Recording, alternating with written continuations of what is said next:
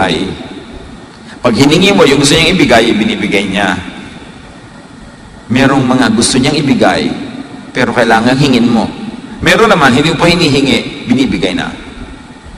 Ephesians 2:10.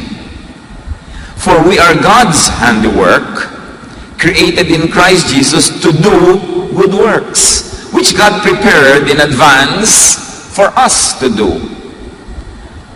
Yung palang lahat ng gagawin nating maganda, therefore makakalugod sa Diyos, hinanda na ng Diyos para sa atin na gagawin natin. Meron na siyang ideya bago pa man tayo isilang kung anong ipapagawa niya sa atin. Marami lang ang buhay na sasayang kasi nakalagitnaan na, naubos na, hindi pa nila ginagawa yung gusto ng Diyos para sa kanila, at ang ipinagpipilitan nila yung gusto lang nila o yung hindi nga nila alam kung anong gusto nila. Tsamba-tsamba na lang buong buhay, hit and miss, hanggang natapos na lang ang earthly life, wala pang nangyari. Each person's best work is predetermined by God. Doon ang tinatawag na predestiny.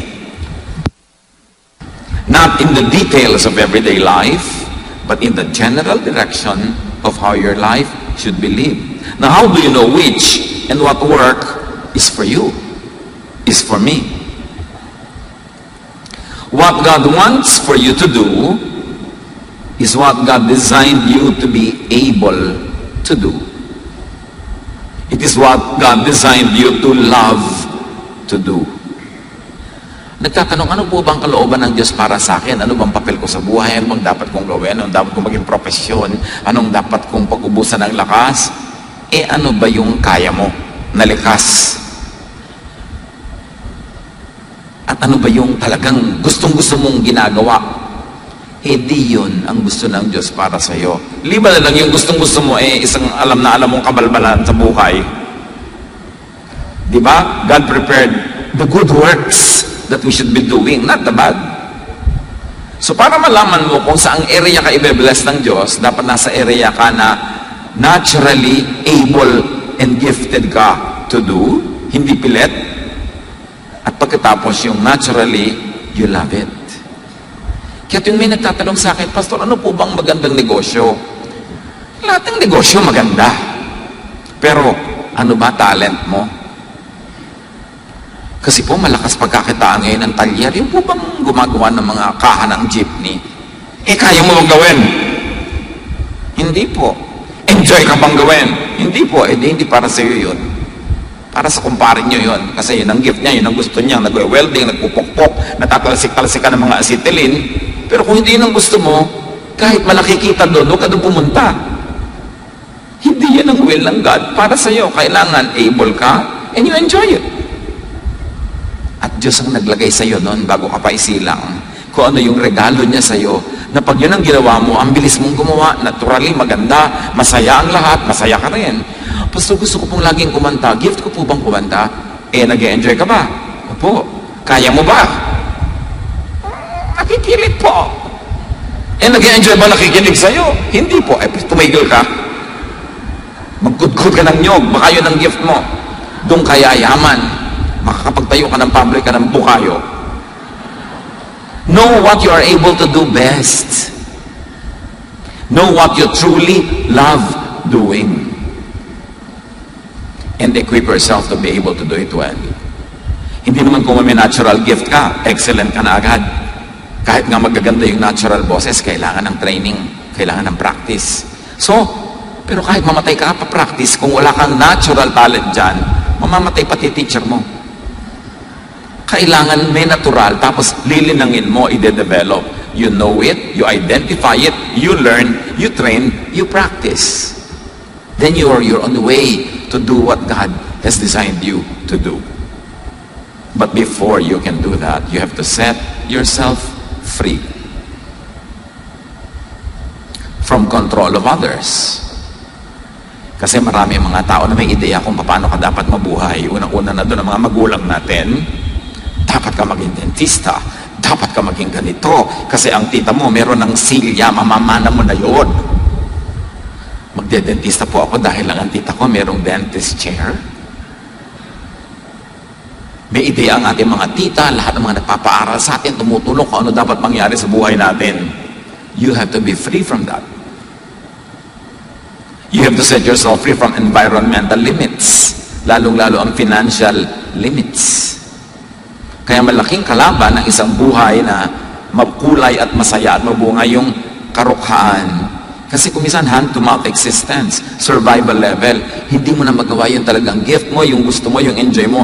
Kasi busy-busy ka lang to make both ends meet. Kaya dapat dumidiskarte para painla rin ang buhay. At huwag tayong magkakamali mga kapatid, iba ang hanap buhay sa buhay. Naghahanap buhay ka para ka lang mabuhay at maipamuhay mo yung tunay mong buhay.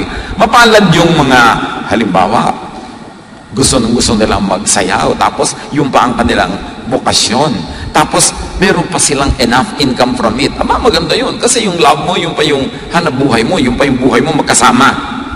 Pero madalas, lalo kung nasa arts yung buhay mo, at sa bansang tulad natin, kailangan may hanap buhay ka pang iba para ka mabuhay, pero huwag kang mamatay na hindi mo na nagawa yung art mo, kasi naghahanap buhay ka lang para mabuhay, at pag buhay ka na, papambuhay mo na yung totoo mong buhay. Kaya mapalad yung mga tao na ang kanilang gifting, halimbawa engineering, ang galing-galing nila doon, yun ang gusto nila, enjoy sila, tapos kumikita pa sila ng malaki, yung hanap buhay nila, buhay pa nila, thank God.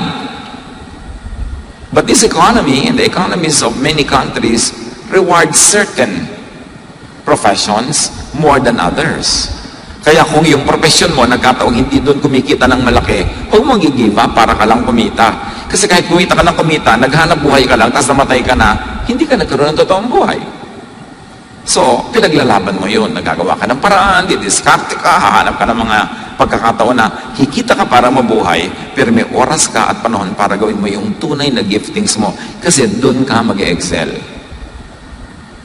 When you are on track, when you're on the way to what God wants you to do, that's when God will provide. Marami mga tao, meron silang bulag na pananalig sa God will provide, na kahit kailan na lang, kahit saan God will provide. It's not always happening. Meron lang provision for your survival, but not for your well-being, not for your fruitfulness, and not for your satisfaction. Because the provision of God is laid on the path that He has designed for you. Kung nung ikaw ay pinaglilihipan ng iyong ina, nililikha ka pa lang ng Diyos, binigyan ka ng ganito mga gifting, therefore dinetermine niya kung ano dapat ng papel mo sa buhay, sinulatan at dinrawingan ka ng landas na generally doon ka dadaan, doon siya nag-iwan ng mga blessing na habang naglalakad ka doon, isa-isa mong nakikita. That's when God provides, when you live according to God's will. And living according to God's will is not always about morality, it's not always about personal righteousness. It is living according to the design that God made of you and for you. So early on in life, itatanong mo agad, am I moving in the path that God wanted me to do? Kaya sa mga ibang eskwelahan, lalo sa high school, meron silang binibigay na aptitude test bago ka mag-college. Tinitingnan ko anong kurso ang pinakabagay sa talent mo. Binibigyan ka ng guidance para hanggat maaari, doon ka mag-aral kasi doon ka mag-excel. Yan ang gift mo eh. At hindi lang yan na-discover ng mga psychologists. Sinabi na yan ng Bible noon pa. Do what you were designed to do. Mga magulang, bilang magulang, ang ating number one tungkulin ay hindi diktahan ng mga anak natin kung anong buhay dapat magkaroon sila, kundi turuan at tulungan natin silang madiskubre kung ano ba ang calling, ano ang gifting sa kanila ng Diyos, at tulungan natin silang doon sa landas na yun tumahak. Romans 1:20, God's eternal power and character cannot be seen, but from the beginning of creation, God has shown what these are like by all He has made. So God reveals His character by His creation. Make it personal. God reveals His will for you by looking at you, how you were made, how you were created. Then you will know God's intentions for you. A person's make shows God's intention and will, and should determine function. Paano ka ba nilikha? Sa church, iba-iba ang inilalagay ng Diyos sa mga tao na iba-iba ang talent para kumpleto ang rekado ng church. Ganon din sa pamilya. Paano ka ba nilikha? Kaya iba-iba ang papel natin sa pamilya, hindi magkakamukha. May ibang papel doon na malakas kumita, mayroong ibang papel na dahil sa kaugalian ng ating lipunan, hindi masyadong malakas pagkakitaan, pero kailangan ka rin ng pamilya mo to do that, para yung pamilya nyo buo, kumpleto. Sa mag-asawa, mayroong isa sa inyo probably na ang hanap buhay mas nakakapag-uwi ng pera, pero hindi ibig sabihin na yun ang mas mahalaga. Kasi yung galing at husay ng kabila na hindi masyadong may economic power, yun na siguro nagbibigay naman ng soul, ng life, ng color sa inyong family life. So pareho yung mahalaga. Job 38:33, do you know the laws that govern the heavens? Magandang tanong. Alam mo ba mga umiiral na batas ng sangkalangitan? Ng sansinukob? Kasi meron. Hindi tayo aksidente. We are creations of God.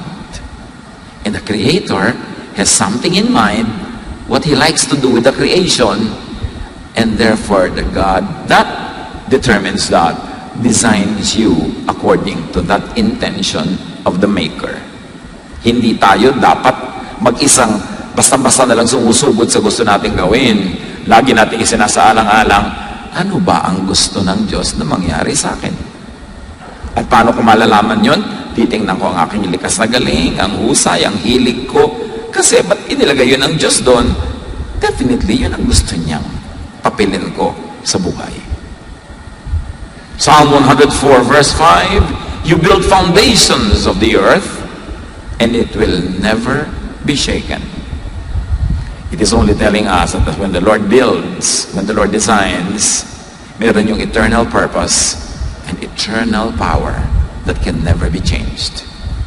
Jeremiah 13:23, can an Ethiopian change his skin, or a leopard its spots? Obvious answer is no. Diyos ang lumikha sa lahat. Kung ang Ethiopian ay black yung skin, huwag mong piliting ibabad yan sa hydrogen peroxide para pumuti.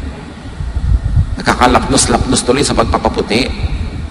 Iba-iba ang kulay ng mga tao. Diyos ang may likha. Kaya nang gino-glorify ko minsan yung certain color. Halimbawa, sa world politics and world economy, kung ang mga makapangyarihan ng mga taong puti, ang standard ng beauty ay puti. Pero kung nagpapaandar ng buong mundo, halimbawa ay mga maiitim, yun ang standard ng beauty.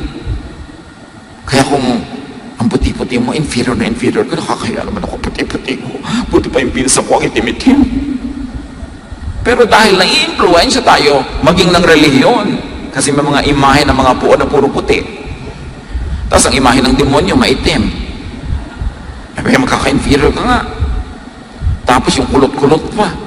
Hindi kung kulot-kulot ka, gusto mong ipatuwid yung buhok mo ngayon. Kasi yun ang standard ko, ano dapat ang magandang buhok. Inuulol lang tayo ng advertising. Yung mga factory ng mga pampaganda ng pampamakeup, siyempre nagpo-produce sila ng pampaputi. Huwag mo malagay sila ng mga modelong puro papaputi para tularan mo dahil para bilhin mo ang product nila. Huwag kayong pauto sa advertising. Lahat tayo magaganda. At sino man ang hindi sasangayon dyan, makipagtalo kayo sa Diyos. Dahil siya lumikha sa atin eh. May purpose ka. Paano po ako, pastor? Isa po akong lalaking hindi katangkaran. Aba, lagi kang matatanggap sa Navy, lalo sa mga U-boat, yung mga submarine. Kasi hindi pwede doon na matatangkad na uuntog lagi. May hanap buhay na pang sayo. Di ba? Merong pang kanya. Iba-iba. Ang point lang ito isinisiksik mo ba ang sarili mo doon sa hindi ka naman ginawa ng Diyos para doon? Kaya ka nagmumukhang second class. Kaya ka nagmumukhang third class. Kasi wala ka sa tamang lugar. Live by the talents God gave you. Kung ano binigay sa'yo, huwag mong pang-inggitan yung talent ng iba kasi Diyos din ang nagbigay nun. Pakinabangan mo. Alam mo, ang galing niyang kumanta, ikaw hindi. Makinig ka ng makinig. O, di ba? Nakinabang ka sa ganda ng boses niya. Kailangan pakinabangan mo yung galing ng iba, huwag mong labanan para ka mag-enjoy. Romans 12:6, we have different gifts according to the grace given to each of us. Yung gift mo, carry mo yan. Yung gift ng iba, hindi mo yung carry. Huwag mong pilitin. Kahit yung academic giftedness, may mga tao talaga ang galing sa academics. Meron naman sa iba magaling. Pag in-observe nyo, karamihan sa mga magagaling sa academics, bobo sa love life. Yung ang tali-talinong babae ko, sino-sino nagugustuhan. Yung mga ganon, ganon talaga. Sa arithmetic siya magaling, sa physics, sa geometry, alam mo pati sa pag-ibig siya pati na pinakamagaling. Kanya-kanya ng galing sa buhay.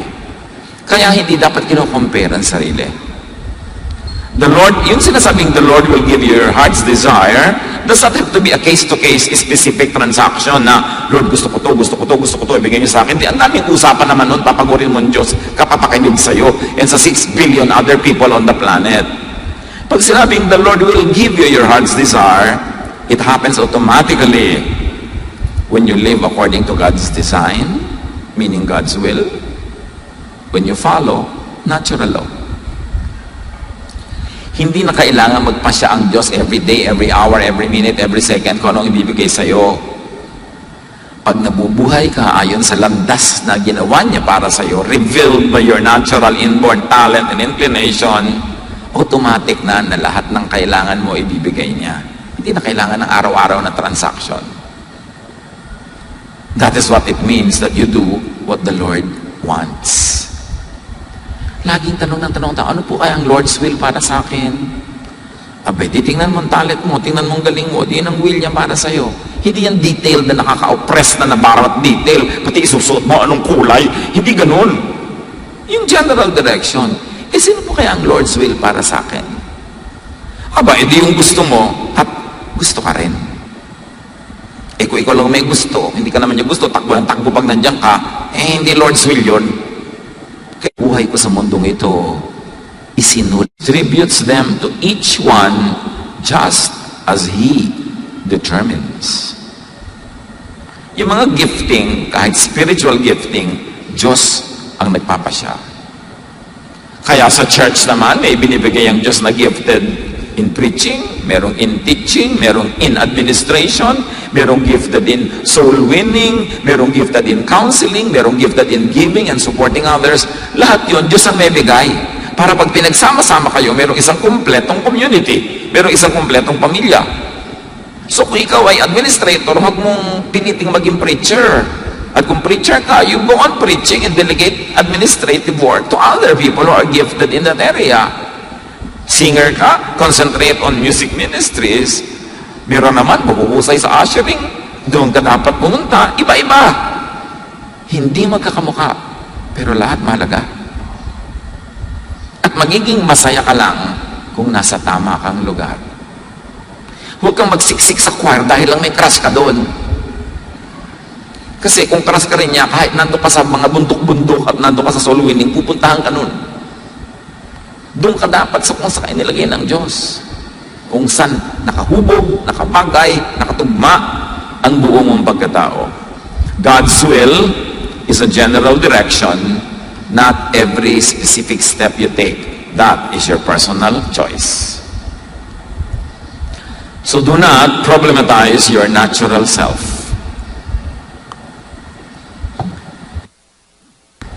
Sa ating pagkatao, sa ating character, meron tayong pwedeng i-modify, ayusin para lalong maging effective tayo sa buhay, mas lalo tayong mas guminhawa, sumaya. Pero may mga bagay, lalo yung mga likas na likas, kailangan tanggapin mo, i-celebrate mo, ipamuhay mo. Kasi doon ka magiging best. Huwag makipagtalo sa Diyos.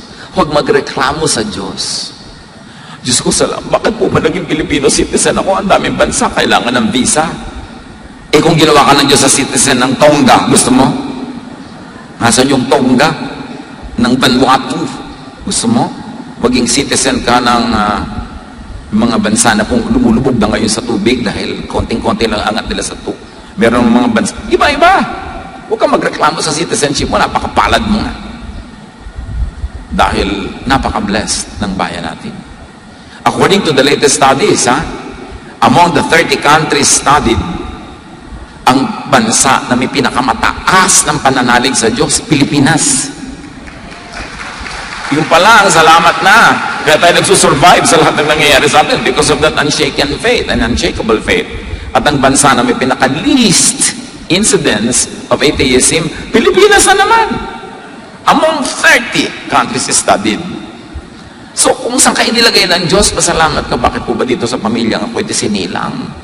Diba? Mas marami pang pamilya na mas magulo kung doon ka nalagay, pero buhay pa rin naman sila.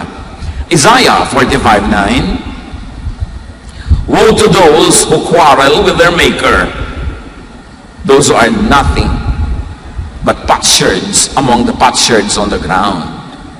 Does the clay say to the potter, what are you making? Does your work say, the potter has no hands? Kung ikaw daw ay palayok na nililikha nung gumagawa ng palayok, nagreklamo ka ba sa kanya? Bakit ganyan ginagawa mo sa akin? Bakit ganyan ang korte ko? Ba't wala akong tangkay? Ganon.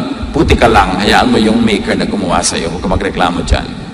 1 Peter 4:10, each of you should use whatever gift you have received. So do not problematize other people's natural selves. Pastor, ba't kaya yung anak ko ganito? Ibang iba naman ang inaasahan ko. Bakit gano'n noon? Ko, bakit? Big ba ang anak mo? Hindi naman po. Kambing ba? Hindi po. Tao? Pala eh. Tao ka, tao yung anak mo. Iba-iba talaga ang tao. Hindi magkakamukha. Kung pilitin na yung anak mo magswak sa mga ini-imagine mo kung dapat kung ano yung anak mo. Kung magpakananay ka na lang. Kasi ikaw ang pinagbigyan ng ganyang anak, ibig sabihin, gift yan sa'yo ng Diyos. Gift po. Tingnan mong mabuti para ma-realize mo, pero huwag mong ipilit yung gusto mo. Tingnan mo ang kanyang karakter. Marami nga mga anak sila itinatakwil-takwil, kinakawawa ng bata, pagtanda ng magulang, yun ang nag-aalaga eh. Maraming ganun. So tingnan mo kung anong mabuti sa bawat isa, and do not change people according to your fantasy. Because if you're only using me to fit your fantasy, you're really not in love, so let me go. Parang Karen Carpenter, ano? Huwag ganon, kahit kayo may mga nobya, pinipilit na mag-sweet kayo sa fantasy niya. Yung nobyo niyo, gusto niya, ang buhok mo yung hanggang tuhod. So, ikaw magpahaba. Eto, wig, pakasalan mo yung wig. Bakit mo ko pinipilit mag-swak sa gusto mo? Kung ayaw mo sa akin, sorry na lang, we both lose. But I will not change to suit your fantasy. Dapat ganon. Yung ginagalang ka, ina-accept ka, hindi pinipilit kang ibahin. Why go with somebody who wants to change you to suit his or her fantasy? It's going to be stressful. At pag-ihiwalay nila kayo bukas, di ngayon na. Para makamove on ka na ngayon. Mas maaga. Allow, help others develop and live by their God-given talents and nature. Lalo magulang ka, kapatid ka, kaibigan ka, huwag mong kontrahin yung nature ng tao. Turuan mo siya how to develop it in the best possible way. Do not force others or yourself to change beyond your natural self. At ulitin ang Jeremiah 13:23, can an Ethiopian change his skin or a leopard its spots? The obvious answer is no. Lalong-lalo na sa technology available at the time when the verses were written. It really meant no. Impossible. So do not impose your ideas, your expectations, your requirements on other people's personal development.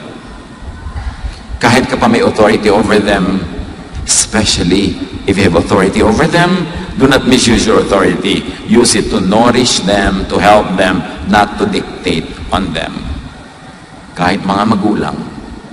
Ephesians 6:4, fathers, do not exasperate your children. Instead, bring them up in the training and instruction of the Lord. Not only of yourself, not only your instruction, not your version of truth, but the version of the Lord. So huwag niyong ubusin ang pasensya ng inyong mga anak to the point na kailangan nilang lumayas, kailangan nilang mawala sa inyong bahay para lang sila maging totoo sa kanilang mga sarili. Huwag niyong ubusin ang pasensya nila. Palakihin niyo sila, sanayin niyo according to the Lord's will. At na-define na natin ang isang ibig sabihin ng Lord's will na yan. Look at how the person was created. Yun ang Lord's will sa kanya. 1 Thessalonians 5:11, therefore encourage one another and build each other up. God does not have to stop every moment to personally give you what you want. Preset na yun. Pag nabubuhay ka in the center of God's will, according to how you were designed, God already gave you what you will want. Isaiah 65:24, before they call, I will answer. While they are still speaking, I will hear. Ibig sabihin ng Diyos, no need to tell me, alam ko na yan. Live according to my will, and you will receive the desires of your heart. But first, be true to your heart. Be true to the heart I gave you. God already set into natural, automatic motion how you would get what you want. Romans 9:20, who are you, a human being, to talk back to God? Shall what is formed say to the one who formed it, why did you make me like this? Yan, sino ka? Para magtanong sa Diyos kung paano kanya nilikha. Walang mangyayari sa iyo pag nakipag-contest ka sa iyong mga unchangeable truths. By being true to yourself, meaning being true to God's design, you would naturally want what God willed for you to want and to have. Pag totoo ka sa sarili, ang magugustuhan mo, yung gusto ng Diyos na gustuhin mo, at kung ang ginusto mo ay yung gusto ng Diyos na gustuhin mo, matagalan niyang ibinigay yon nun pa. Naghihintay lang ng release date. Time, release ang mga blessing na yan. Pero kailangan, yung gusto mo, yung gusto ng Diyos. Do not try to be somebody else. Do not try to desire what is for others. That's why I always remember fondly a poem we learned in high school, one of the many, Sonnet 29 by William Shakespeare. When in disgrace with fortune and men's eyes, I all alone beweep my outcast state, and trouble deaf heaven with my bootless cries, and look upon myself and curse my fate. So Shakespeare is talking from the point of view of someone who's unhappy with himself. Mag-isa lang daw niyang itinatangis ang kanyang abang kalagayan at nabibigyan niya ang langit sa kanyang mga iyak at daing na di naman dinidinig. Sabi niya, tinitingnan ko sa sarili ko at wala akong magawa kundi sumpain ang mapait kong kapalaran. So this is a person mourning his or her own life. To go on with the sonnet, wishing me like to one more rich in hope, featured like him with friends possessed, desiring this man's art and that man's scope, with what I most enjoy, contented least. So tumitingin siya sa mga tao sa paligid niya, sabi gano'n, sana siya na lang ako na lang katulad niya. Para ako maganda, masaya, sabi gano'n. Tulad niya, maraming kaibigan, ako hindi masyado. Hinahangad ko yung galing niya sa ganitong art, hinahangad ko yung galing niya sa ganong mga ginagawa niya. Tapos ako naman, ang konti-konti lang na-enjoy ko sa buhay. Hindi ako makontento. Nagreklamo niya sa kanyang buhay. Pinagnanasaan ang buhay ng iba, pinagnanasaan ang para sa iba.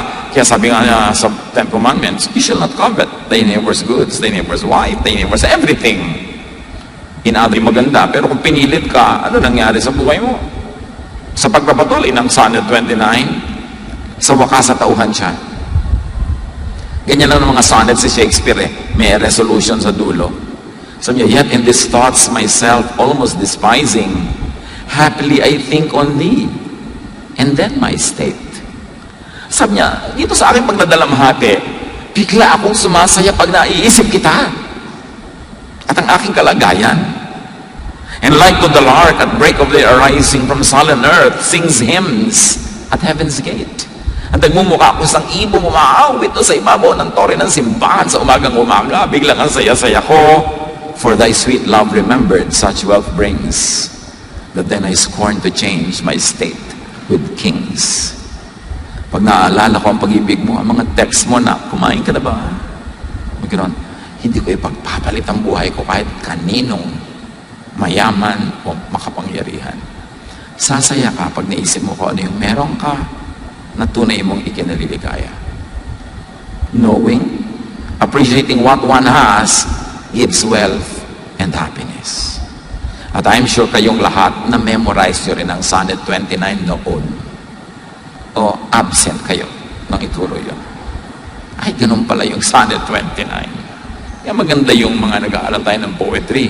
Kasi kumbaga bundok-bundok ng mga ideya na sisiksik sa konting salita ng magagaling na mga makata. So the first order of business is to know who you are per God's design. Then you will know who you should be. 1 Corinthians 15:10, but by the grace of God, I am what I am. And His grace to me was not without effect. May talab ang grasya sa akin ng Diyos. Ako ay ako, at ang grasya ng Diyos ay sapat para panindigan ko yan at para maging makabuluhan ang buhay ko, being I am who I am. Psalm 139:13, for you, not others, not me, you created my inmost being. You knit me together in my mother's womb. The first order of business is to know what you really want and to work for it, to work alongside it. Jeremiah 29:11-12, sabi ng Diyos, I know the plans I have for you. Plans to prosper you and not to harm you. Plans to give you hope in the future. Then you will call on me and come and pray to me, and I will listen to you. Come to me, ask about my plans for you, because I know the plans, and I will listen to you. Live according to my plans for you. 1 Corinthians 2:9, what God has planned for people who love Him is more than eyes have seen or ears have heard. It has never even entered our minds. Alam niyo ba kung anong plano ng Diyos sa umiibig sa Kanya, sa sumusunod sa Kanyang kalooban, sa nabubuhay according to design? Ganon? Higit pa sa lahat ng nakita nyo na. Higit pa sa lahat ng narinig nyo na. Sa katotohanan, ni hindi sumagi sa inyong guni-guni ang kadakilaan, kagandahan ng gustong ibigay sa inyo ng Diyos. So dapat yun ang hanapin ninyo. Hindi bagay sa mga anak ng Diyos ang nagrereklamo, maralita, hindi masaya sa buhay niya, mamamatay na lang, hindi pa sumasaya. Hindi bagay yun. Pero una nating hanapin, ano ba ang kalooban sa akin ng Diyos according to how I was made?